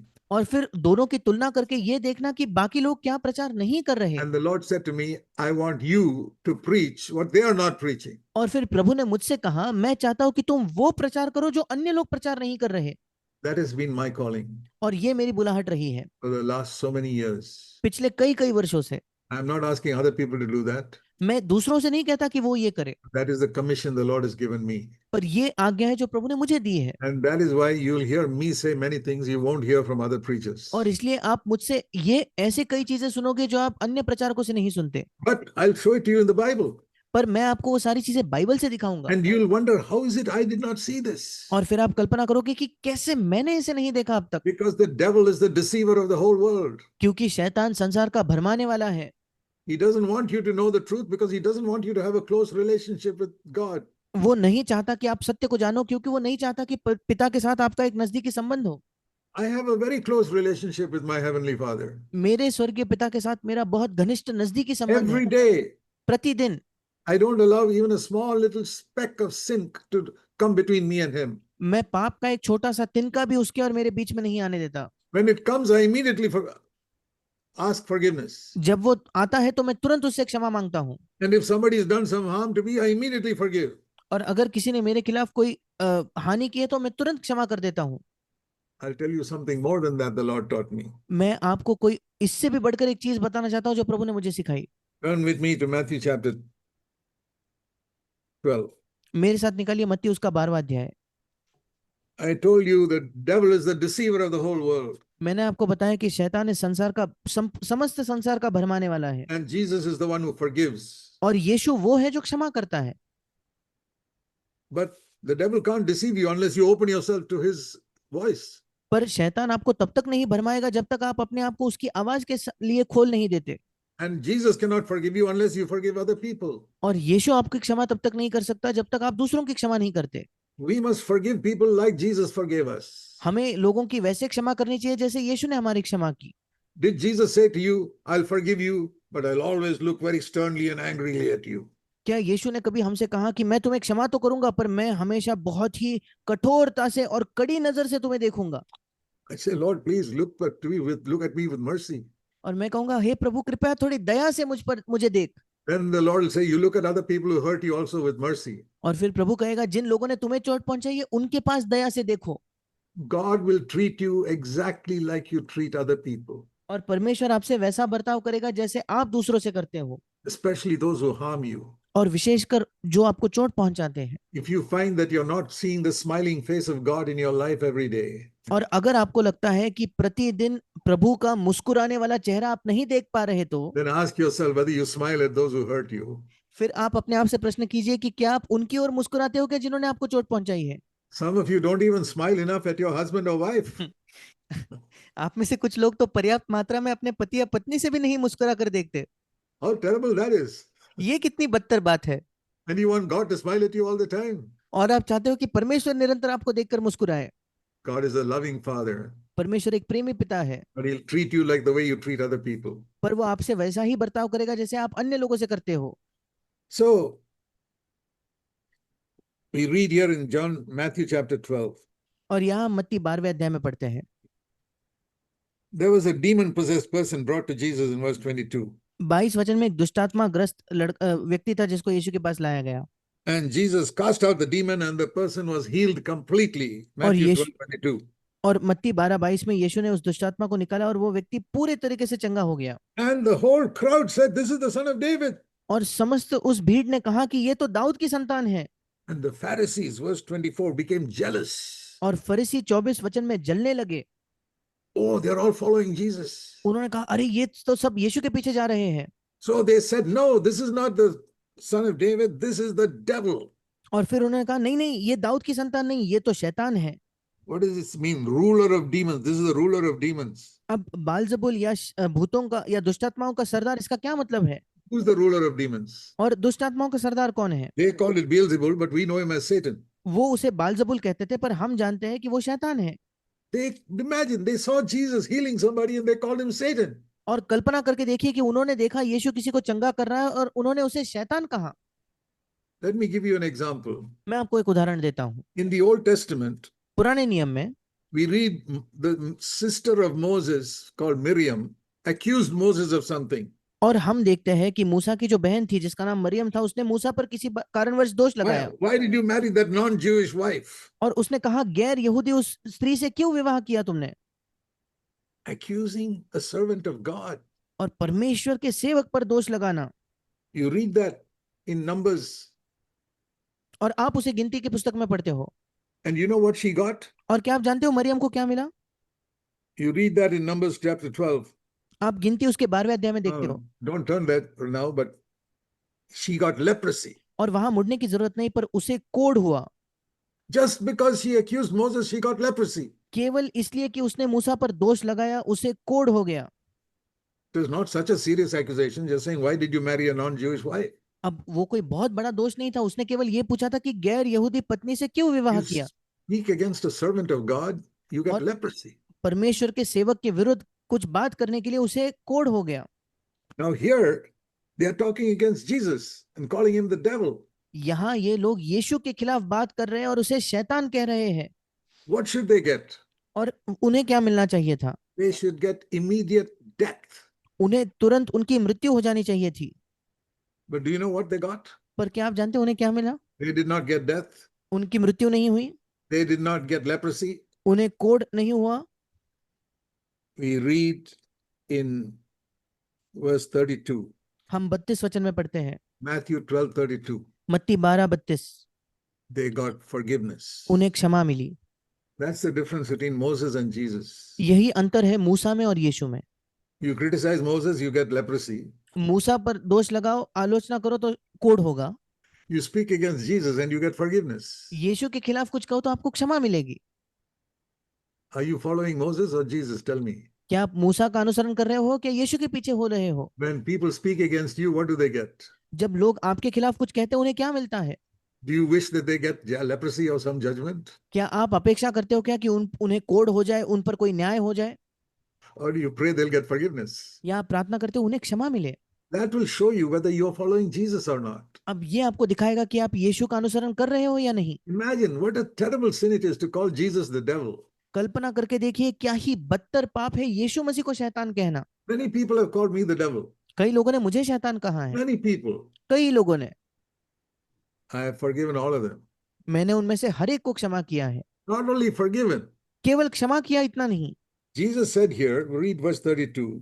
यीशु ने यहाँ कहा, 32 वचन को पढ़िए, Whoever speaks a word against the Son of Man, it will be forgiven. जो कोई मनुष्य के पुत्र के विरोध में कोई बात कहेगा, उसका ये अपराध क्षमा किया जाएगा। किया जाएगा. That means in the future. और किया जाएगा मतलब भविष्य में। That is not talking about only this forgiveness for these people calling him the devil. इसका मतलब यीशु केवल उन फरीसियों को क्षमा नहीं कर रहा था जिसने उन्हें शैतान कहा, but he's saying in the future, the next 2000 years, anybody speaks against me, now only I'm forgiving him. वो कहता है भविष्य में अगले 2000 वर्षों में कोई मेरे खिलाफ कुछ भी कहे, अभी मैं उसे क्षमा कर देता हूँ। Today, somebody speaks against Jesus. आज कोई यीशु के खिलाफ कहता है, According to Matthew 12:32, he's already forgiven. मत्ती 12:32 के आधार पर वो उसको पहले ही क्षमा हो चुकी। So, from that, the Lord taught me, इससे मुझे प्रभु ने एक बात सिखाई, you must practice future forgiveness. तुम्हें भविष्य की क्षमा भी उसका अभ्यास करना That है। means you must say, whoever speaks against Zach Poonen or does anything against Zach Poonen for the rest of my life, forgiven now itself. इसका मतलब जो कोई जैक पुनन के विरुद्ध में कुछ कहता है या जैक पुनन के विरुद्ध कुछ करता है, मेरे जीवन भर के लिए अभी से उसे क्षमा हो गई है। I don't know how much longer I'm going to live, मैं नहीं जानता अब मैं और कितना जीऊंगा, but I have said till the end of my life, anybody does anything, anyone says or does anything against me, he's forgiven right now. पर मैंने ये कह दिया है कि कोई भी व्यक्ति जो मेरे खिलाफ कुछ कहे या मेरे खिलाफ कुछ कहे, मेरे जीवन के अंत तक मैंने अभी And उसी की क्षमा की है। after I've left this earth, you speak against me also, you're forgiven now. और जब मैं इस पृथ्वी को छोड़कर जाऊंगा उसके बाद भी अभी मैं उन्हें क्षमा कर देता हूँ। Where did I learn that? ये मैंने कहाँ सीखा? I learned that from Jesus in Matthew 12:32. मत्ती 12:32 में मैंने इसे यीशु से सीखा। I believe the reason why many believers have a very unhappy life is because they haven't forgiven somebody. और मैं विश्वास करता हूँ कि क्या कारण है कई मसीहों का एक नाखुश सा जीवन है, क्योंकि उन्होंने किसी को क्षमा नहीं किया। Before you go to bed tonight, और इसलिए आज सोने से पहले or before you sleep tonight, या आप सोने जाओगे उससे पहले spend a few minutes, कुछ मिनट बिताइए, 5 minutes at least. कम से कम 5 minute. Say, Lord, please show me, is there anybody in my life I have not forgiven? और कहिए प्रभु कृपया मुझे दिखा, क्या कोई एक भी व्यक्ति है क्या जिसे मैंने क्षमा नहीं किया? Don't go to sleep tonight without settling this matter. और आज रात में ये प्रार्थना करने से पहले, ये मामला सुलझाने से पहले सोने नहीं You जाना। do this, it will change your life. अगर आप ये करोगे तो आपका जीवन बदल जाएगा। You will have a sudden jump in your relationship with God. अचानक आपके परमेश्वर के साथ आपकी जो एक रिश्ता है उसमें आप एक उन्नति देखोगे। And you'll find from tomorrow onwards your life is at a new level. और आप कल से देखोगे कि आत्मिक तौर पर आपका जीवन एक नए स्तर पर होगा। Do you want that? क्या आप ये चाहते हो? Forgive क्षमा कीजिए and confess every known sin in your life to the Lord. और आपके जीवन में हर पाप जो आप जानते हो परमेश्वर के सामने अंगीकार कीजिए। And say, Lord, in future, I will not delay in asking forgiveness. I'll ask immediately. और प्रभु से कहिए, प्रभु भविष्य में मैं माफी मांगने में देर नहीं करूंगा, विलंब नहीं करूंगा, तुरंत मांगूंगा। You must not delay in asking forgiveness. और माफी मांगने में आपको विलंब नहीं करना चाहिए। If a thorn gets into your foot अगर आपके पाँव में कोई कांटा चुभ जाता है and is poking you, और वो आपको चुभ रहा है, how long will you wait till you take it out? कितना समय इंतजार करोगे उसे निकालने से पहले? Or something smaller than that, one mosquito is sitting on your hand biting you. या उससे भी छोटा, एक कोई मच्छर आपके हाथ पर बैठकर आपको काट रहा है। Or an ant, small ant is biting you in your hand. या एक छोटी सी चींटी आपके हाथ पर बैठकर आपको काट रही है। How long will you wait till you tap it off? और कितना समय आप इंतजार करोगे उसे भगाने से पहले? You won't even wait 1 second. आप तो एक क्षण, एक सेकंड भी नहीं रुकोगे। Some ant, what can that ant do to biting your hand? It can do nothing. और एक छोटी सी चींटी आपको हाथ पर बैठकर काट रही है, वो क्या ही कर लेगी? कुछ नहीं But कर you still सकती। tap it off. पर फिर भी आप उसको हाथ से निकाल देते But हो। some sin is convicting in your heart and you don't confess it immediately. पर कोई पाप है जिसका एहसास आपके हृदय में हो रहा है, पर आप तुरंत उसकी प्रभु के सामने अंगीकार नहीं करते। That is how the devil deceives you. इसी तरीके से शैतान आपको धोखा देता है। Let me turn again to Revelation 12. फिर एक बार मैं निकालना चाहता हूँ प्रकाशित वाक्य उसका 12वां अध्याय। The devil is the accuser of the brothers, verse 10. और शैतान जो है वो भाइयों पर दोष लगाने वाला है, 10वां वचन। The deceiver of the whole world, verse 9. और 9वें वचन में संसार का भरमाने वाला वो है। But we can overcome him. We can overcome Satan. पर हम उस पर विजय पा सकते हैं, शैतान पर विजय पा सकते हैं। Verse 11, how? 11वां वचन, कैसे? You can't overcome Satan by shouting. आप चिल्लाकर शैतान पर विजय नहीं प्राप्त कर सकते। I've seen some people try to cast out demons by shouting, shouting, shouting. और मैंने देखा है कुछ लोग दुष्ट आत्माएं निकालने की कोशिश करते हैं, चिल्लाकर चिल्लाकर चिल्लाकर। That's not how the devil is driven out. और इससे शैतान नहीं निकलता। I remember once in Bangalore, there was somebody possessed with a demon. और मुझे याद है एक बार बैंगलोर में कोई व्यक्ति था जो दुष्ट आत्मा ग्रस्त था। So some brother asked me, saying, "Can you, brother Zach, can you come and please cast out that demon?" और किसी भाई ने मुझसे कहा, भाई जैक क्या आप आकर उस दुष्ट आत्मा को निकाल सकते हो क्या? So when I went there, जब मैं वहां गया I found some Pentecostal man shouting and yelling and screaming at the demon. और मैंने देखा कि वहां कोई पेंटिकॉस्टल व्यक्ति था जो चीख रहा था, चिल्ला रहा था और बहुत आवाज से उस दुष्ट आत्मा को निकालने So की कोशिश कर रहा था। I was wondering who's got the demon here. मैं कल्पना कर रहा था कि यहाँ दुष्ट आत्मा है किसमें? This fellow is yelling and screaming. ये व्यक्ति तो यहाँ चीख So चिल्ला रहा है। I told that brother, please ask all these people to leave. और मैंने उस भाई से कहा, आप इन सब लोगों से कहिए कि वो निकल जाए यहाँ से। Let us talk to this poor sister who's demon possessed. और ये बेचारी जो बहन है जो दुष्टात्मा ग्रस्त है, आइए हम उनसे बात करें। And I told her, और मैंने उस बहन से कहा, ask Jesus to come into your heart. आप यीशु से कहिए कि वो आपके हृदय में आ जाए। And suddenly a voice from inside her came saying, tell her, don't tell me. और अचानक उस स्त्री के अंदर से एक आवाज आई कि उससे कहे, मुझसे मत बोलना। That was a demon speaking through her, saying, tell her to accept Christ, don't tell me. और उस बहन से एक दुष्टात्मा बात कर रही थी कि उस स्त्री से कहना, मुझसे मत कहना। So I told the demon very quietly, in और Jesus' name, get out of her right now. और बहुत ही चुपचाप धीरे आवाज में मैंने शायद उस दुष्टात्मा से कहा, यीशु के नाम से उसमें अभी निकल जा। It left. और वो दुष्टात्मा निकल गया।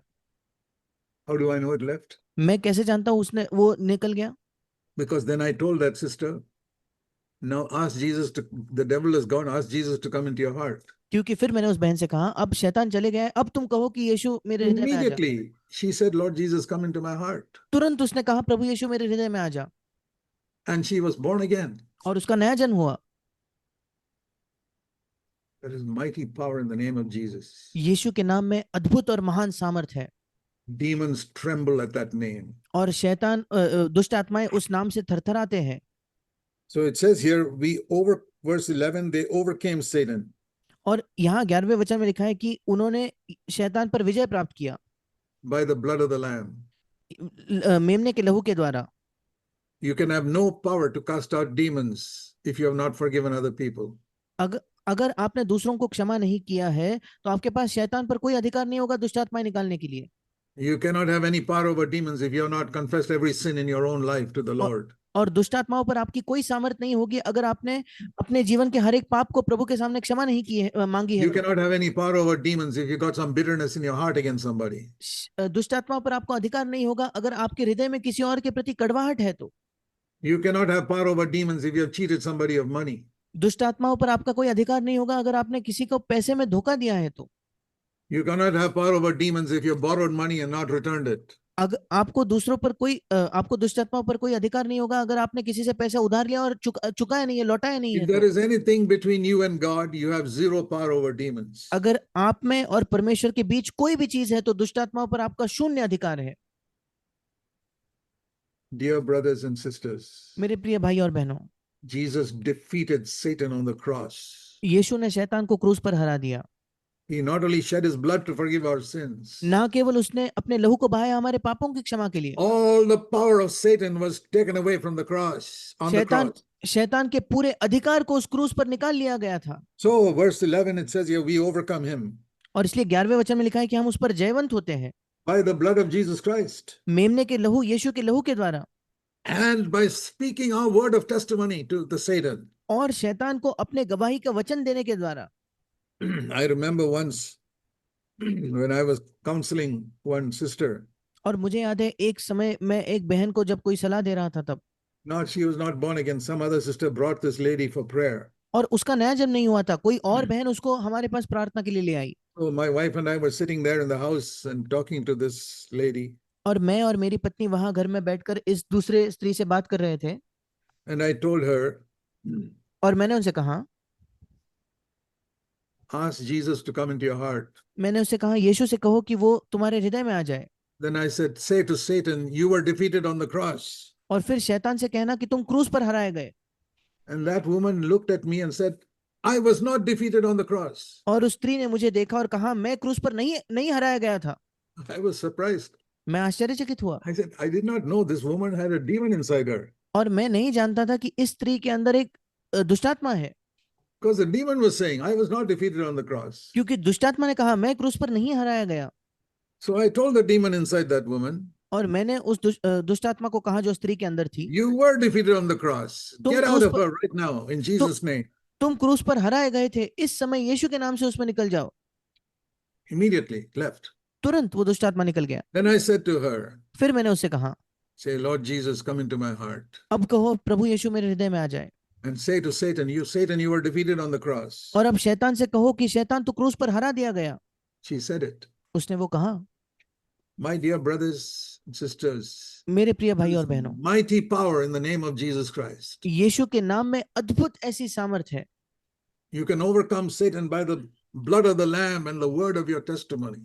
और आप शैतान पर जयवंत हो सकते हो मेमने के लहू के द्वारा और अपने गवाही के वचन के द्वारा। That's what you read in Revelation 12:11. यही हम प्रकाशित वाक्य 12-11 में पढ़ते हैं। But you must believe. पर आपको विश्वास करना है। Many Christians don't believe the mighty power there is in the name of Jesus. कई विश्वासी इस पर विश्वास नहीं करते कि यीशु के नाम में कितनी अद्भुत सामर्थ है। There's a beautiful English song which says, take the name of Jesus with you, take it wherever you go. एक अद्भुत गीत है इंग्लिश में जो कहता है यीशु के नाम को लो, तुम जहां कहीं जाओ उस नाम को ले जाओ।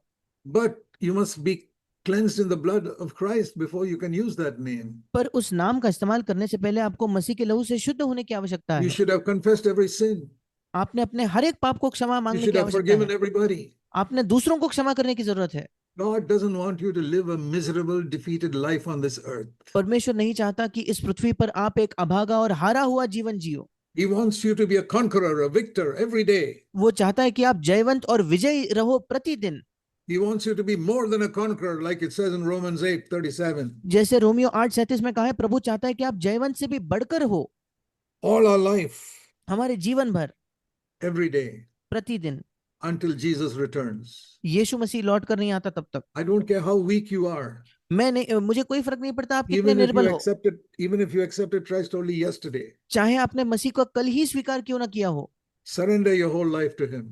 अपने संपूर्ण जीवन को उसके सामने समर्पित Say, कीजिए Lord, I'm going to live in a perpetual forgiveness of other people. और कहिए, प्रभु मैं निरंतर दूसरों को क्षमा करने वाले जीवन को जीने वाला हूँ। And immediately I'll confess to you anytime a bad thought comes or a bad word comes out of my mouth. और तुरंत मैं आपके सामने मान लूंगा अगर कोई गलत विचार या गलत शब्द मेरे मुंह से निकल जाए तो। I'm going to live on earth as a conqueror and not a defeated person from today. आज से मैं इस पृथ्वी पर विजयी जीवन जीने वाला हूँ, हारा हुआ जीवन नहीं। I pray that God will bless you मैं प्रार्थना करता हूँ कि परमेश्वर आपको आशीष दे and bless your family, और आपके परिवार को आशीष दे, and that you'll never be afraid of the devil anymore. और कि आप कभी फिर शैतान से न डरे। He cannot touch you, he cannot touch your children, वो आपको छू नहीं सकता, आपके बच्चों को नहीं छू सकता, because he was defeated on the cross. क्योंकि वो क्रूस पर हराया गया था And Christ lives in you. और मसीह आप में जीता है। Remember, demons trembled at the name of Jesus, और याद रखिए कि दुष्ट आत्माएं यीशु के नाम से थरथराती थी and they tremble even today. और वे आज भी थरथराती है। May God bless you परमेश्वर आपको आशीष दे and your family. और आपके परिवार को भी। Let us bow our heads in prayer. आइए हम प्रार्थना में अपने सरों को झुकाएं।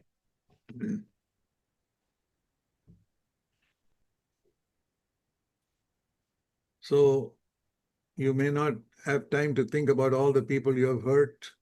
और Now, शायद अब आपके पास समय नहीं होगा कि किस किस ने आपको चोट पहुंचाई उसके बारे में सोचे। take some time before you go to bed tonight to settle all that. और आज सोने से पहले कुछ समय लेकर सोचिए कि वो कौन कौन था और उसको सुलझा दीजिए आज। And those you can ask forgiveness from, please ask as soon as possible. और जिनसे आप क्षमा मांग सकते हो जितना जल्दी हो सके उनसे क्षमा मांगिए। And those whom you have to forgive, you can forgive immediately. और जिन्हें आपको क्षमा करनी है आप तुरंत उनकी क्षमा कीजिए। And say, Lord Jesus, I want to trust you from today. और कहिए कि प्रभु यीशु मैं तुझ पर आज से भरोसा करना चाहता हूँ। I want you to come into my heart and rule every part of my inner being. और मैं चाहता हूँ कि तू मेरे हृदय में आए और मेरे पूरे अस्तित्व पर तू राज करे।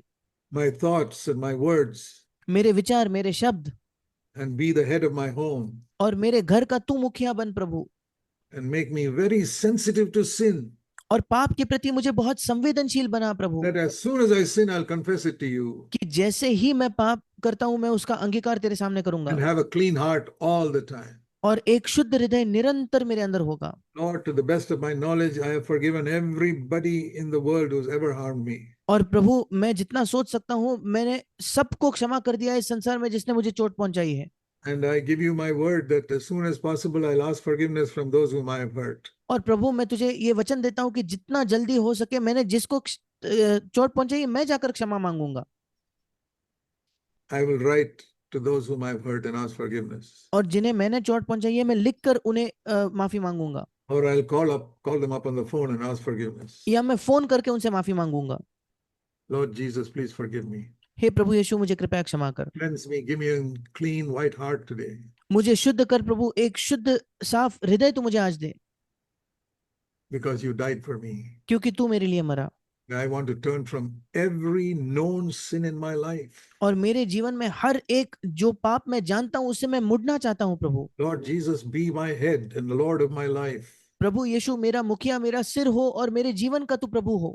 And the Lord of my home. और मेरे घर का प्रभु तू हो। We want your presence in our home all the time. हम चाहते हैं कि हमारे घर में निरंतर तेरी उपस्थिति रहे। Thank you, Lord, for hearing me. धन्यवाद प्रभु मुझे सुनने के लिए। Heavenly Father, स्वर्गीय पिता, I pray that everyone who has heard the word of God today will remember what they have heard. मैं प्रार्थना करता हूँ प्रभु हर एक व्यक्ति जिसने आज परमेश्वर के वचन को सुना है वो याद रखे उसने जो कुछ सुना है। And that it will change their life permanently. और उससे उनका जीवन हमेशा के लिए बदल जाए। And they'll have faith that you love them. और उनके अंदर विश्वास होगा कि वो आप उनसे प्रेम करते हो। That you want to forgive them completely. कि आप उनको पूर्ण तौर पर क्षमा करना चाहते हो। That you want to change their life completely. कि आप उनका जीवन पूरी तरीके से बदलना चाहते हो। Thank you, Father. धन्यवाद पिता। We thank you in Jesus' name. हम आपका धन्यवाद करते हैं यीशु के नाम से। Amen. आमीन।